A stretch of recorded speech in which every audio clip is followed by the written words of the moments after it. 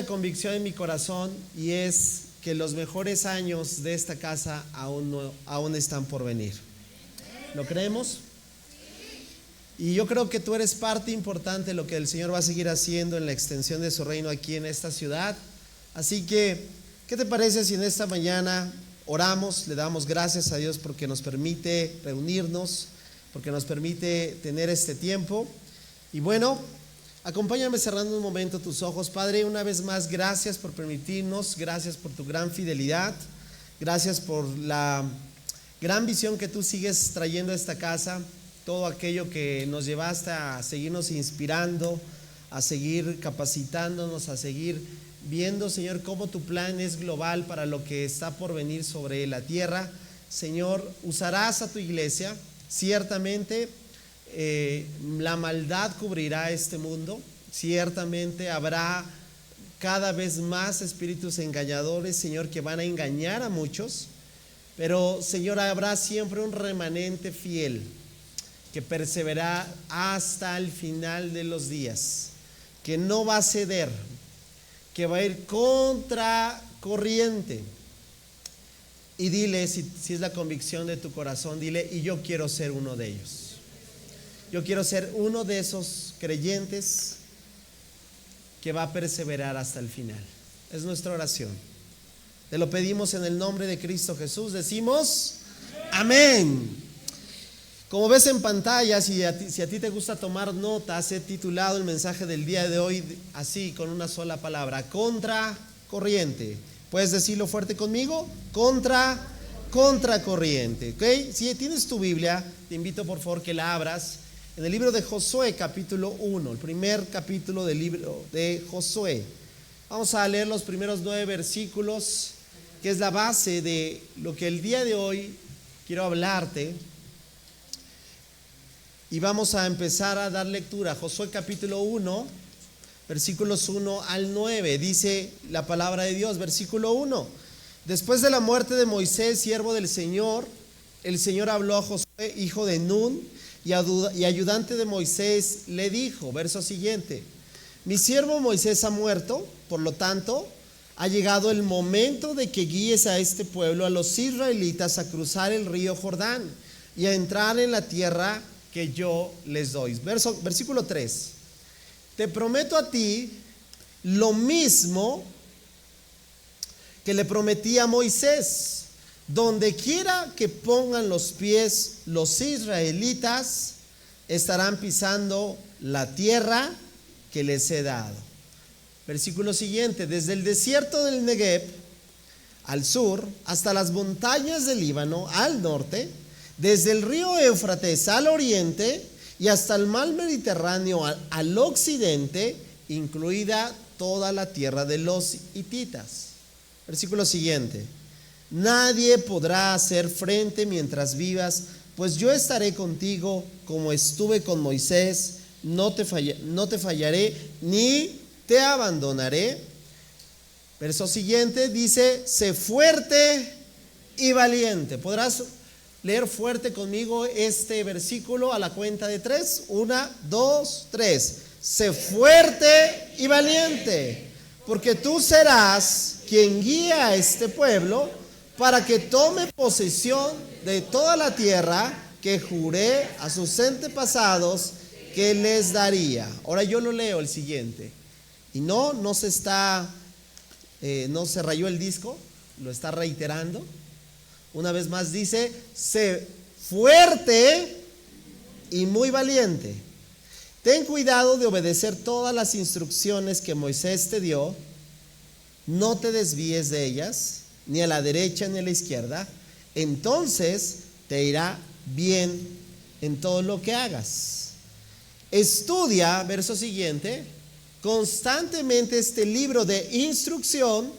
Medita en él de día y de noche, para asegurarte de obedecer todo lo que allí está escrito. Solo entonces prosperarás y te irá bien en todo lo que hagas. Y te voy a volver a pedir, por favor, que juntos terminemos de leer el versículo 9. Y otra vez, a la cuenta de 3, vamos a leerlo bien fuerte. Y parece que se está repitiendo una vez más. ¿Sí? 1, 2, 3.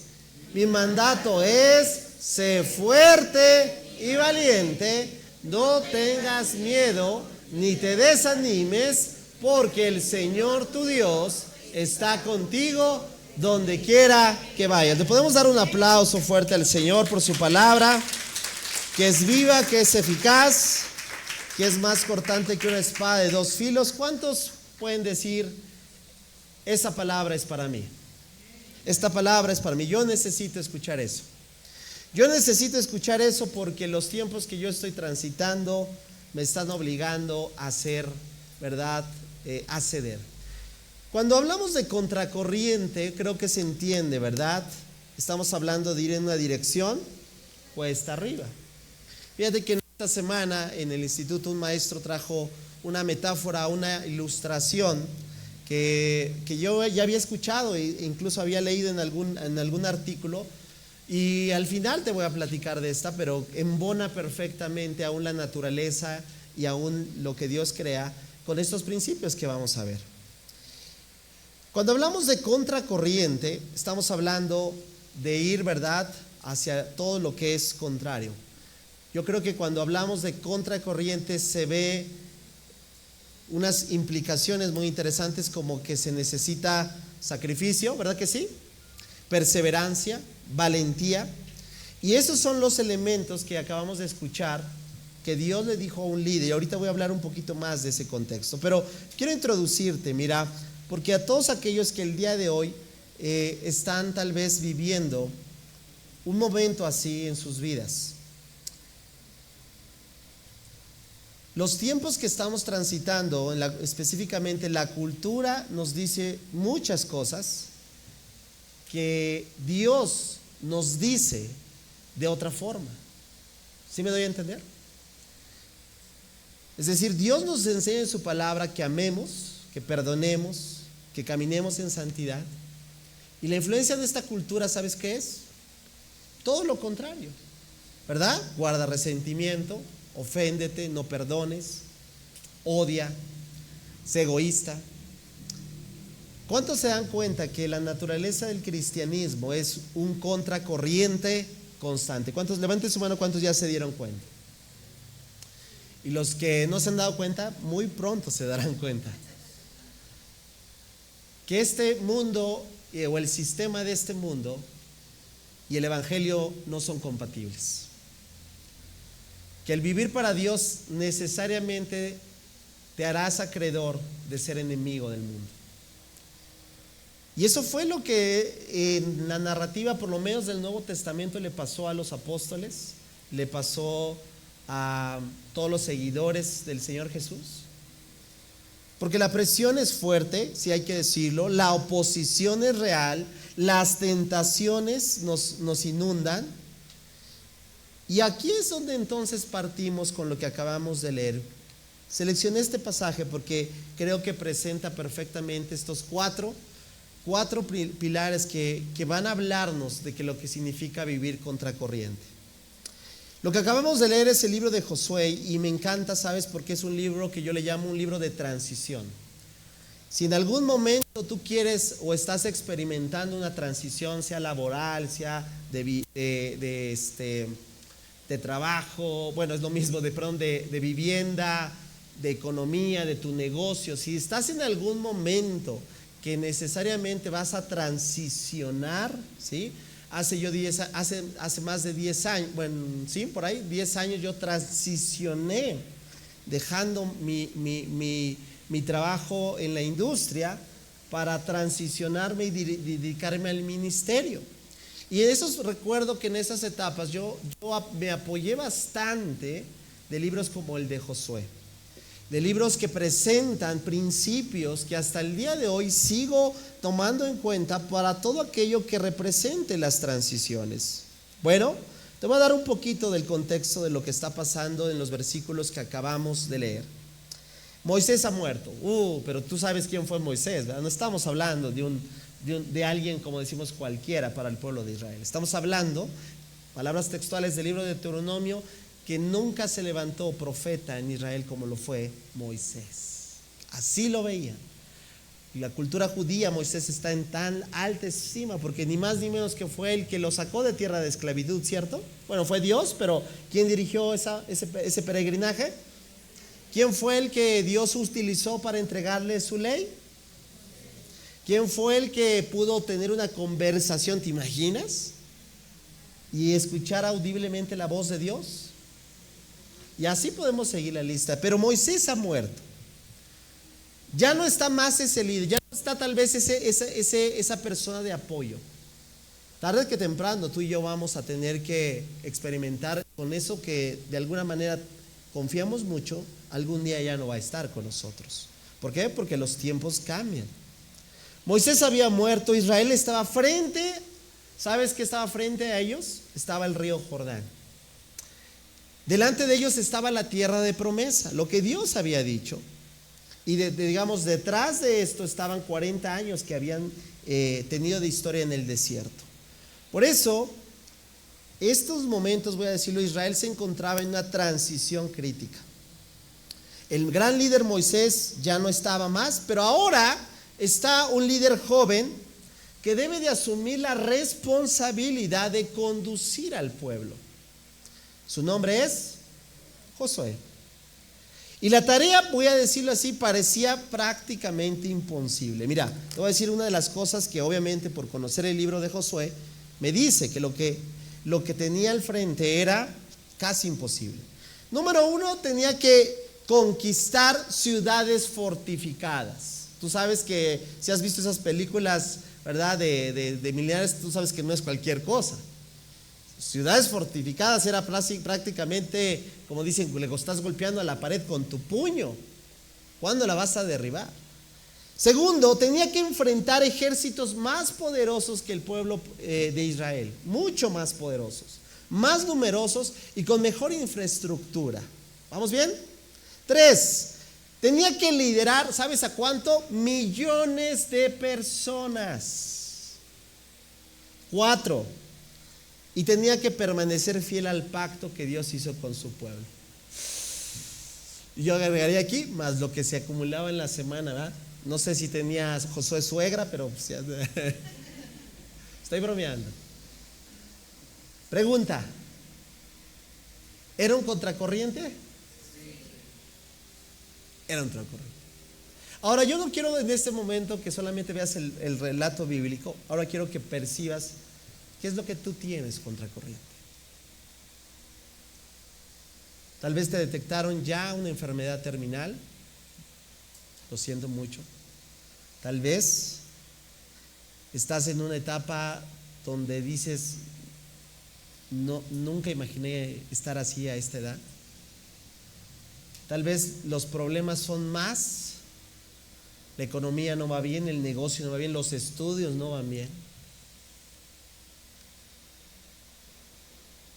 Y te das cuenta que todos los días estás, ¿cómo? Contracorriente. Es por eso que en esta mañana quiero llevarte a lo que desde el texto bíblico nos presentan los principios que nos van a ayudar a entender cómo. Ahora, no estoy diciendo, bueno, si estás contracorriente, pobre de ti, ya, pues te amolaste, ¿no? ¿Para qué te suscribes a ser cristiano? ¿Cuántos saben que seguir a Cristo es la mejor decisión que hemos tomado en toda nuestra existencia? ¿Y cuántos estamos dispuestos a saber que aunque, mira, Josué dijo, no, pues está difícil, Señor. Pues mira nomás, ciudades fortificadas, ¿no? Ejércitos más poderosos. ¿Te acuerdas de los espías? ¿Había qué? Gigantes, Señor. No. De hecho, Josué fue uno de esos que con Caleb hizo la diferencia. Bueno, a veces parece que el simple hecho de la dificultad nos frena o nos paraliza a no avanzar. Contracorriente, voy a decirlo, es la palabra que creo que define a la historia de la iglesia. Se los he dicho muchas veces. La historia de la iglesia siempre fue un contracorriente. Si tu vida al día de hoy ya estás identificando que es un contracorriente, yo quiero animarte en esta mañana para poder vivir de acuerdo a esos principios. ¿Estás listo? Si te gusta tomar notas del texto bíblico, surgen 4. A mí me gusta siempre esquematizar el bosquejo, y el primer punto que yo encuentro apunta a lo número 1, y es que vivir para Dios implica caminar en dirección diferente. Una vez más te lo voy a decir, vivir para Dios implica caminar en dirección diferente. ¿Qué quiere decir eso? Contracorriente. Mira, retomo nuevamente uno de las frases que acabamos de ver, que parece que, mira, hay algo que tú debes de entender. Cuando tú veas algo en las Escrituras que está tan enfático, tan reiterativo, aquí vimos algo, ¿verdad? En estos versículos vimos algo, ¿verdad? ¿Cuáles son las palabras que estuvieron repitiéndole Dios a Josué una y otra vez? Sé fuerte. ¿Y no crees que hay un mensaje detrás de eso? Claro que sí. ¿Ya viste lo que tenía? ¿Y qué demanda Dios entonces? Mira, para que todos aquí ya tenemos una contestación. ¿Qué Dios te manda? ¿Qué Dios te pide? Que seamos fuertes y valientes.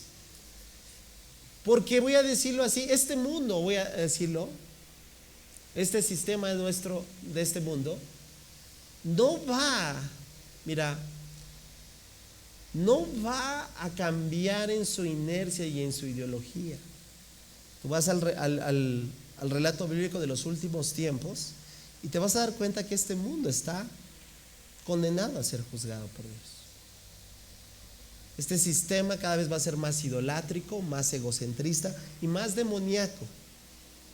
Entonces es casi imposible que digamos vayamos a la par. No, nos van a presionar, nos van a censurar. De hecho ya lo están haciendo. Nos van a pedir que con un discurso, ¿verdad? Estás fomentando, a mí me lo han dicho, ¿no? Discurso de odio porque estás hablando en contra de la comunidad LGTB y etc. Nos van a hacer creer que nosotros somos los que estamos mal. Y tú y yo debemos de entender que no vivimos para agradar a este mundo. Tú y yo debemos de entender que no vamos a querer contentar. Hay muchos creyentes todavía el día de hoy que su afán número 1 es poder hacer que el mundo les aplauda, que el mundo los tome a bien por ser cristianos, que el mundo sea gentil. Amada familia, yo tengo que decirte que el mundo no va a ser gentil con nosotros. Pero en el entendimiento perfecto de lo que significa vivir para Dios es que debemos de seguir caminando en dirección ¿qué? Diferente. Dios no le dice a Josué que siga las tendencias de las naciones vecinas. ¿Tú sabes lo que hacían los jebuseos, jerjeseos, nerjeseos y todo lo que termina en eos? ¿Tú sabes lo que hacían? Clasificación C, atención: pedofilia, zoofilia, necrofilia. No sé qué es eso, pues qué bueno, ahí lo googleas después. Eso y más aberraciones hacían las naciones vecinas. ¿Te diste cuenta? Ahora no te espantes, el mundo al día de hoy hace eso y cosas peores. Hay datos, y no quise decir el afán de hacer datos. México es un destino turístico para la pedofilia, ¿sabías? Terrible. Vivir para Dios implica caminar en direcciones diferentes. Josué no le dice, Dios no le dice a Josué, sigue las tendencias, no, le dice, permanece fiel en mi palabra. ¿Te acuerdas? Nunca se apartará. ¡Wow! ¿Verdad que no venimos a inventarnos el hilo negro? ¿Verdad que no venimos a descubrir la rueda? Venimos a ser fieles cada vez más. ¿A qué? A lo que de Dios proviene. La obediencia siempre distingue al pueblo de Dios. Mientras las naciones paganas seguían sus propios dioses, Israel debía seguir ¿qué? Agradando a Dios. Amada familia, en este principio número 1 quiero que te lleves lo siguiente: la fidelidad a Dios siempre, di conmigo, siempre nos llevará por un camino diferente de la mayoría. ¿Cuántos dicen amén? Una vez más, la fidelidad a Dios siempre No te lo estoy diciendo como algo teórico. Para mí es una realidad. Vale la pena ser fieles a Dios. Vale la pena ser contracorriente. Vale la pena luchar. Vale la pena ser criticado, ser señalado. Vale la pena. No te veo convencido. No porque somos diferentes. ¿Sabes por qué? Porque buscamos obedecer a Dios. Porque día tras día te van a presentar sugerencias para que tú y yo desobedezcamos a Dios. Bueno, entendiendo esto, ¿sabes? Hay una aplicación. Yo decido obedecer a Dios. ¿Tú? La presión cultural nos va a invitar a que ajustemos la verdad bíblica. Eso abunda el día de hoy, a relativizar el pecado. No, eso no es que tanto es tantito, a minimizar la santidad. No seas espantado, qué asustado eres. Adaptar el evangelio a un gusto popular. Pero Dios sigue diciendo lo que le dijo a Josué: no te desvíes ni a la derecha ni a la izquierda. Amada familia, por eso voy a decir esta ilustración. Los trenes, que aunque parece muy obvio, siempre llegan a su destino. Pues sí, ¿no? ¿Sabes por qué? Porque permanecen sobre los rieles. Qué gran novedad, ¿verdad? ¿No? Muy obviedad. Pero el creyente, ¿sabes cuáles son los rieles para nosotros? Ahí está. Cuando tú quieras abandonar los rieles, ¿qué pasa? Cuando hemos escuchado, ¿qué pasa? Que el tren ¿qué? ¿Tú crees que una persona de repente un día dijo: ay, me pasó algo que no? ¿Cuántos meses o años llevas viviendo una vida sin? ¿Vamos bien? Una vez más, dilo fuerte: vivir para Dios implica caminar en dirección diferente. Número 2. El versículo 2 me impresiona porque, qué punto. Versículo 2 nuevamente retomo. Dice: ahora pues, tú y todo este pueblo, prepárense. Prepárense. Di conmigo: prepárense para cruzar el río Jordán. Número 2, familia, sí. Y es que el propósito, di conmigo, propósito, es más importante que la comodidad. Lo vas a decir un poquito más fuerte, por favor. 1, 2, 3. El propósito es más importante. Sí. ¿Cuántos saben que Dios tiene propósitos para nuestras vidas? Pero van a aparecer un día nada más así, yo voy a levantar mis manos y llegará. Bueno, esa es una versión mística de la nueva era. Solamente por anhelarlo y desearlo va a aparecer. No, ¿cuántos saben que las cosas no suceden así? No, si vas a llegar a tu propósito es porque vas a caminar en pos de él. Ahora pues, tú y todo este pueblo, prepárense, porque ¿qué? Porque ¿van a qué? Van a cruzar el río Jordán. Oh, Señor, oye, pero es que está feo el río Jordán. No, es que yo estoy cómodo aquí, o sea, aquí estoy bien, ¿para qué le arriesgo? Bueno, si eso hubiese estado hablando congregacionalmente, nunca nos hubiéramos ido de allá de la colonia Ojo de Agua. ¿Sabes por qué? Porque estamos bien. A todo dar, ¿a poco no? Pero me atrevo a decir que si hubiéramos permanecido ahí, algunos de ustedes nunca hubieran llegado. ¡Wow! Y había ahí un amén, ¡Wow! Me gusta eso. De verdad, así sea por una persona, por usted vinimos. Gloria a Dios, ¿verdad que sí? Dios no nos llamó, Dios no llamó a Josué a quedarse donde estaba, lo llamó a avanzar. El Jordán representa, sí, incertidumbre. ¿Quién quiere decir, vámonos para allá? ¿Pero para dónde? El Jordán representa batalla. Pero ¿sabes qué? El Jordán también representa propósito. Pregunta, ¿las satisfacciones más grandes de la vida han sido las cosas que te han regalado o dan las cosas que has logrado por esfuerzo, sacrificio y constancia?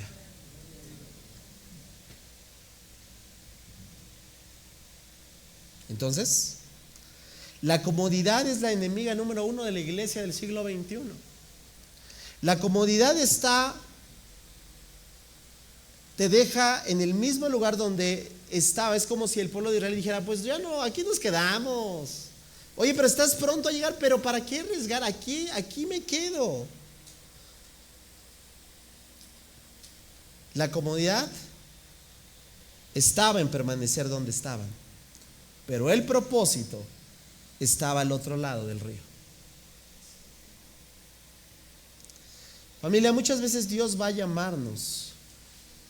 Alguien tiene que escuchar esto. Cuando servir represente mucha dificultad. Mira, al día de hoy todavía tengo conversaciones con personas que me dicen que va a servir cuando todo esté arreglado en su vida. Digo, bueno, pues nunca. ¿O no? Es que yo no puedo servir porque yo no tengo tiempo. Y yo también levanto la mano, yo tampoco.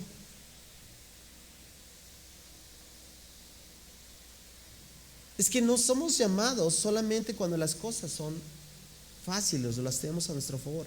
Muchas veces Dios nos va a llamar a servir cuando sea difícil, nos va a llamar a perdonar aun cuando todavía duele, nos va a llamar a liderar, ahí digo amén, cuando todavía hay temor,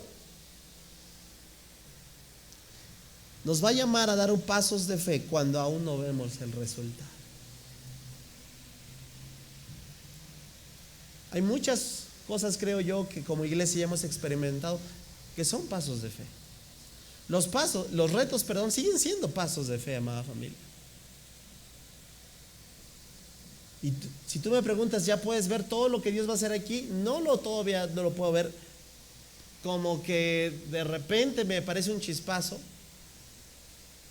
Pero qué bueno que no lo veo. ¿Sabes por qué? Porque si lo veo, entonces ya no es fe. Buenos días.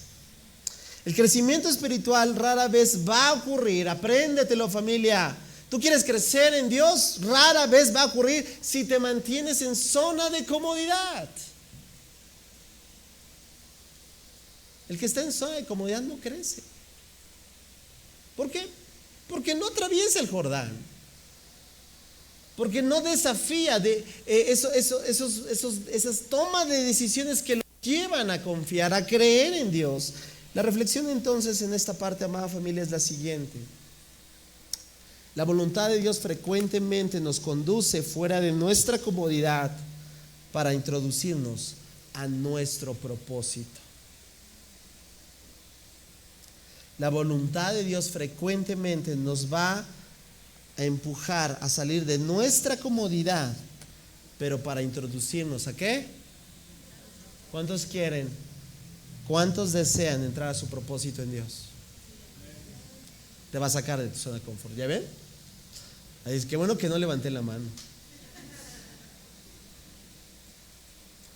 ¿Cuántos saben que es mejor entrar en su propósito que quedarnos simple y sencillamente paralizados? ¿Vamos bien, amada familia? Número 3. Tercer pilar de esta esta mesa de 4 patas. Wow. Y es que en el versículo 3 del capítulo que acabamos de leer también me llama mucho la atención esto. Lo leo nuevamente, Josué 1:3. Te prometo a ti lo mismo que le prometí a Moisés. Donde quiera que pongan los pies de los israelitas, donde pongan los pies los israelitas estarán pisando la tierra que les he dado. Pregunta, ¿les prometió Fíjate, porque hay que interpretar correctamente esto. Les prometió que no les iba a ir mal, que solo les iba a ir bien. Les prometió que no iban a tener problemas. ¿Te acuerdas del mito de los que pidieron el miércoles? El pasaje de Isaías. Cuando pases. Es que Dios nunca prometió que no íbamos a tener que lidiar con cosas feas. Es un mito. Número 3, y este pilar lo tienes que creer con todo tu corazón, sobre todo para aquellos que de alguna manera están conflictuando el día de hoy. ¿Para qué me voy a la iglesia? Los obstáculos, es más, lo vas a decir fuerte conmigo, 1, 2, 3. Los obstáculos no significan que vamos en la dirección equivocada. ¿Cuál es la tendencia humana cuando empiezan las cosas a complicarse, a ponerse difíciles? Cuando yo tenía 5 años y me gustaba jugar pues diferentes juegos de mesa, pero de repente venía un primo más experimentado, mayorcito, y me empezaba a ganar. ¿Sabes qué yo hacía? Tenía 5 años. Ya no juego. Y agarraba mis fichas y me iba. Bueno, al día de hoy tenemos creyentes más o menos así. Nada más que hay un pequeño detalle. Más o menos tienen como 50 años. Pequeño detalle. La tendencia humana es todo lo que nos presente dificultades. Vámonos, no es por aquí, ¿verdad? No, porque ya se puso bien feo, ¿verdad? No es por aquí. ¿Por qué? Porque está difícil. Pregunta, familia, ¿la tierra de promesa estaba difícil? Muy difícil. La tierra ya había sido prometida, lo acabamos de ver, ¿cierto o no? Sin embargo, todavía debía ser ¿qué? Conquistada. ¿Y eso no le va a dar Dios? No.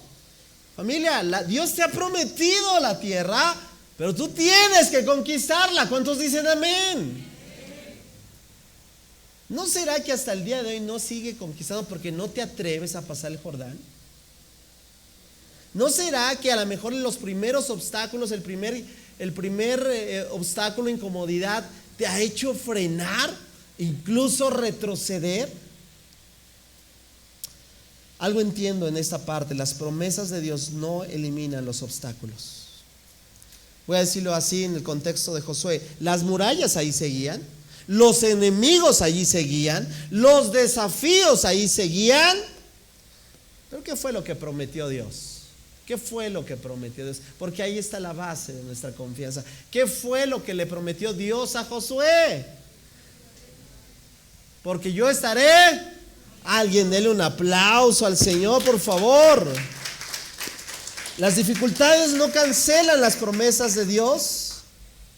Muchas veces forman parte del proceso para alcanzarlas. Familia, hay otro mito que no está dentro de la serie de mitos, pero aquí está otro mito.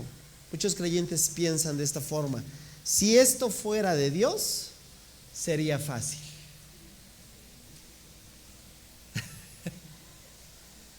¿O no? ¿Pero qué crees? La Biblia completita está repleta de lo contrario. Mira, rápidamente, ¿te acuerdas de Noé? La construyó la arca ¿bajo qué? Bajo burlas. Viejo loco, ¿eh? ¿Te acuerdas de Abraham? Ve a la tierra de promesa, que yo te mostraré. ¿Y cuántos dirán? No, enséñamela primero.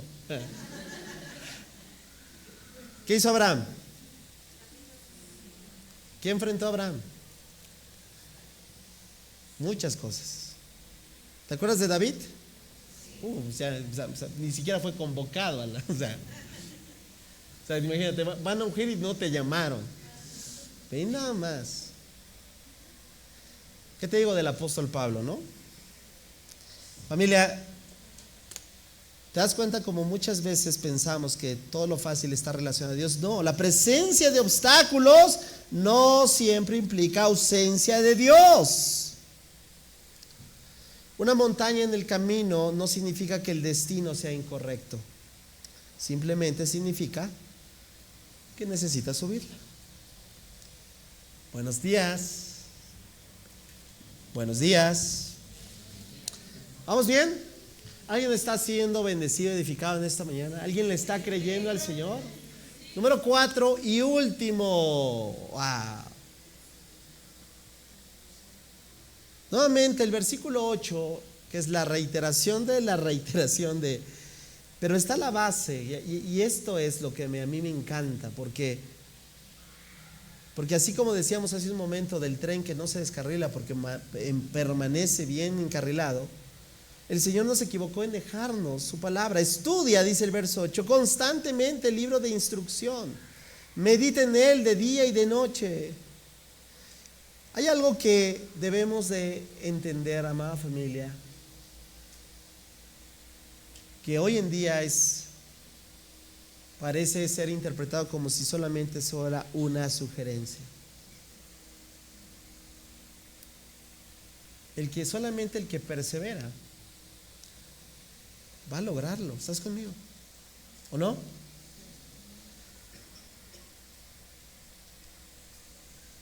El que va a perseverar al final va a llegar.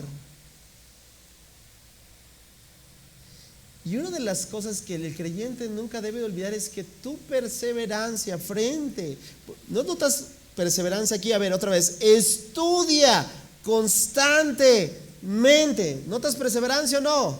Estudia constantemente.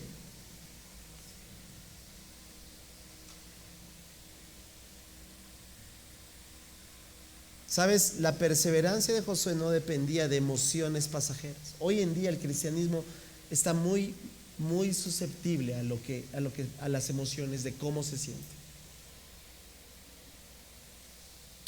No, hoy me siento medio feo. Hoy no es momento para orar. Hoy me siento como que no al 100. No es momento de abrir las escrituras. Mejor vamos a ver un poco TikTok, ¿no? A lo mejor. Y así podemos empezar a hablar de lo que pasa cuando dependemos de esas emociones que a fin de cuentas son pasajeras. No, Josué no dependía de emociones pasajeras. Josué dependía de una relación constante con la palabra de Dios. Fíjate que me gustó una conversación que tuve en esta semana con una alumna del Instituto Bíblico que me hizo algunas preguntas, pero llegamos al punto que tiene que ver con esto, y le decía, ¿sabes? ¿Quieres evidenciar cuál es un fruto de que estás siendo una persona regenerada? Que estás, digamos, avanzando.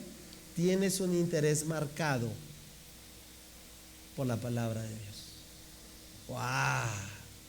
En otras palabras se lo dije, ¿quieres dar evidencia que en tu vida la salvación ha llegado? Tienes hambre, te devoras la palabra de Dios. Qué tremendo, ¿no? El resultado es que Josué condujo ¿a dónde? A Israel. Tú lee el libro completo. ¿Fue fácil? ¿Te acuerdas de Ahí, la ciudad? ¿Te acuerdas de Jericó?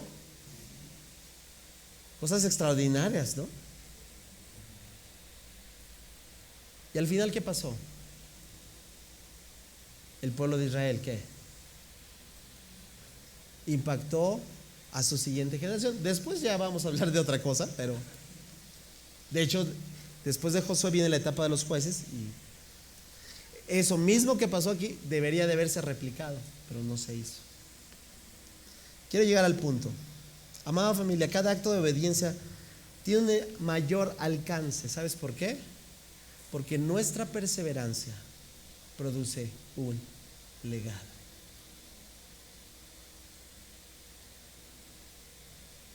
Hay varias personas que me han abierto su corazón y me han hablado de su experiencia, de las cuales yo resalto siempre hay una abuelita, normalmente no, es más abuelita que abuelito, y me han contado, yo nunca voy a olvidar que mi abuelita, así me dicen, cada domingo me llevaba al templo. Fue mi abuelita la que por primera vez me regaló una Biblia. ¿Han escuchado eso? Fue mi abuelita que pasaba por mí y algunos son muy honestos y dicen, no, y a mí me daba una hueva ir, dice, así me dicen, pero mi abuelita era perseverante. Algunos me han dicho, yo nunca voy a olvidar la Biblia que tenía mi abuelita, estaba hecha a pedazos. ¿Sabes de qué me están hablando? De su legado. ¿Qué legado estás dejando el día de hoy? Un legado de, no, mi papá era bien inconstante, ¿verdad? Se aparecía cuando. No, nunca tengo un recuerdo de ver a mis padres orando. Nunca tengo de que mis padres se hubiesen comprometido más a Dios. ¿Qué legado estás dejando? La perseverancia produce un legado. Quiero invitarte a ponerte en pie, porque quiero terminar con una analogía que estos 4 puntos me lleva a concluir. Ya puesto de pie, te quiero presentar esta imagen. Quiero que veas esta imagen, a ver, no te distraigas, por favor, no te distraigas. ¿Notas algo? Fíjate que hay una especie de pez o de peces que resulta bien interesante. Lo que ellos en determinado tiempo en su vida toman la decisión de realizar. ¿Sí? Yo los había visto, pero solamente en mi plato. Salmón, ¿sí? Muy rico, ¿no? Por cierto. Presento los salmones. Porque si a lo mejor dices, de aquí a mañana ya no me voy a acordar de nada de lo que hablamos el domingo, me gustaría que te acordaras del salmón. Y que no olvides nunca que tú eres un cristiano, salmón. Te platico un poquito, hay mucho que hablar, pero quiero que quede redondeado estos 4 puntos. Fíjate que en determinado tiempo el salmón tiene que llegar a un momento decisivo en su vida. Tiene que reproducirse. Pero para poder reproducirse, normalmente son de agua salada, y en el estado óptimo por su especie, no soy biólogo marino, por lo que me he documentado, tienen que ir hacia agua dulce para poder reproducirse. Tiene que llegar necesariamente al lugar donde nació. Por ello, el salmón tiene que enfrentar una decisión.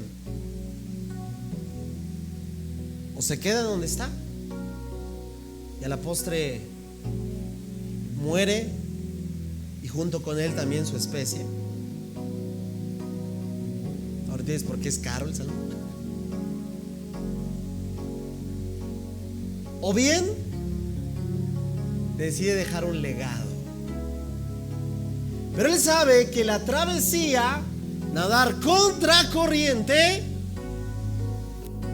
representa obstáculos, cascadas, depredadores. Iba a traer una de un oso agarrándose a un salmón.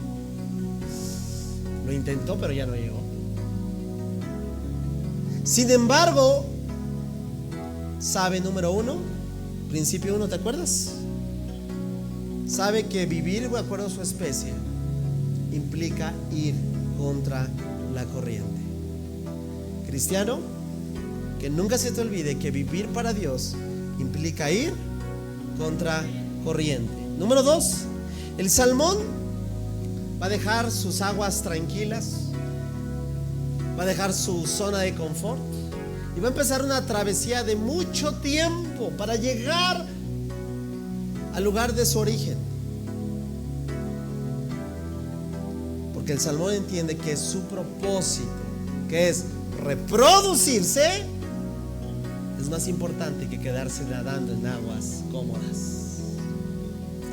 Cristiano, nunca olvides que el propósito que Dios te ha dado es más importante que tu zona de confort. 3. El salmón sabe que significa cruzar en dirección equivocada, lo que eso representa. Una vez más, todas las dificultades. Pero lo hace no porque soy muy bueno, soy el salmón.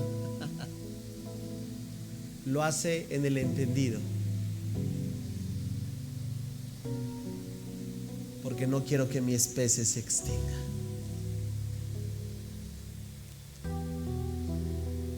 El salmón sabe que los obstáculos no significan que va en la dirección equivocada. Cristiano, nunca se te olvide que vas en la dirección correcta. Y cada vez más se van a poner más obstáculos. Y cuarto y último, algún día el salmón va a llegar agua dulce y va a poner sus huevecillos.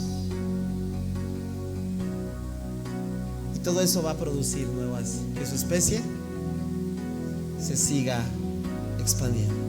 El viaje del salmón fue largo, pero no termina en sí, terminó en un esfuerzo que asegura la continuidad de la siguiente generación.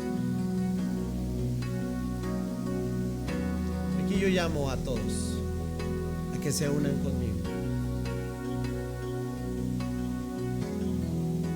Hoy delante de ustedes yo les digo, yo estoy dispuesto a seguirme desgastando por el avance del Evangelio.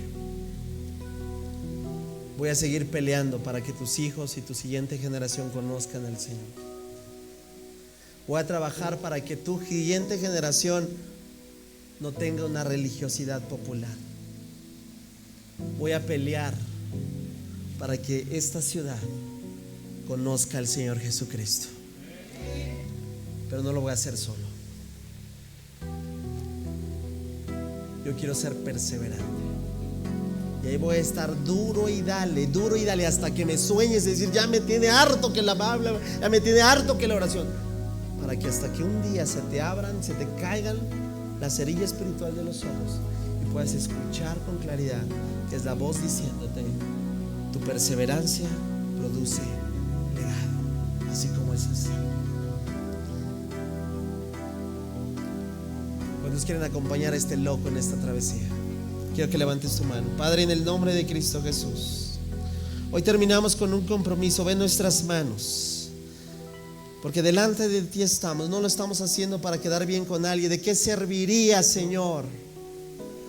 Padre, ve estas manos de gente que está diciendo, yo voy a hacerlo. Mi perseverancia va a asegurar el esfuerzo que estamos haciendo hoy. Toda la línea generacional, desde babies hasta uni, Señor, va a asegurar que la siguiente generación te conozca. Que la siguiente generación se encuentre contigo. Que la siguiente generación no se quede solamente en intentos de haber dicho sí. Padre, ve el corazón de estos padres. Ve el corazón de estos líderes, ve el corazón de aquí maestros, de gente que te ha dicho sí. Que queremos dejar una herencia espiritual para quienes vienen detrás. Y al final podamos llegar a esto. Producción, los peces muertos flotan contra la corriente, pero los salmones vivos nadan contra ella. Del mismo modo, los discípulos de Cristo no son llamados a seguir la corriente del mundo, sino a seguir fielmente a su Señor. Gracias te damos, amado Padre.